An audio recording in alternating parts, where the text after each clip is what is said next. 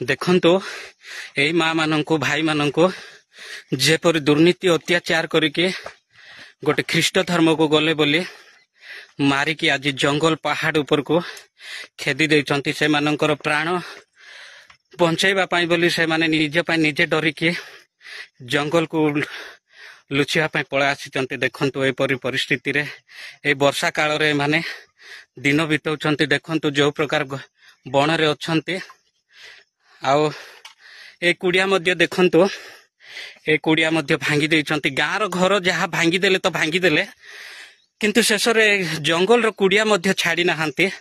से प्रकार निर्धूम माड़ मारिकी ए मानंकु पठा दिया जाइछे।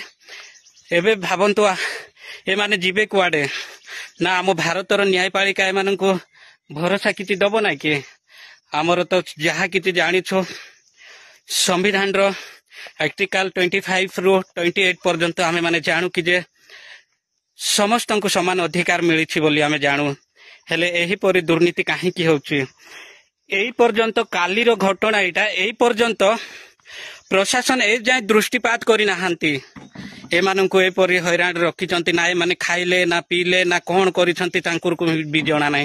हेले ए मानंकु निर्धूम माड़ मारिके आज एपट पूरा गाँ एपट अच्छी केते पहाड़ ऊपर माने चढ़ी छांते पूरा गाँ देखा तो जाऊ ना गछ खुंट अच्छी सेमती है पूरा ऊपर को चढ़ी के मानकर जीवन को अतिबाहित करिसंती।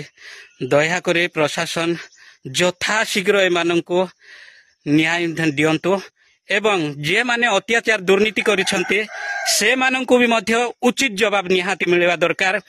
कौन आम भारत रे एते अन्याय अत्याचार होउछि मु किछि जानि पारु नाही। एइटा कौन प्रशासन सोई पड़िछंती ना कौन ए जाय जानि नाहांती। कालीर घटना काली राति रे जो प्रकार निर्धूम माड़ मारी की पठेइचंती बोली कि आमे सुनुछु। आउ शेषरे आपण माने देखिले छैटी जेतेबेले बाइट नेबा बेले भी मध्य गणमाध्यम को भी मध्य से माने डरु नाहांती। दया करी ए मानंकु कार्य अनुष्ठान ग्रहण करा जाऊ।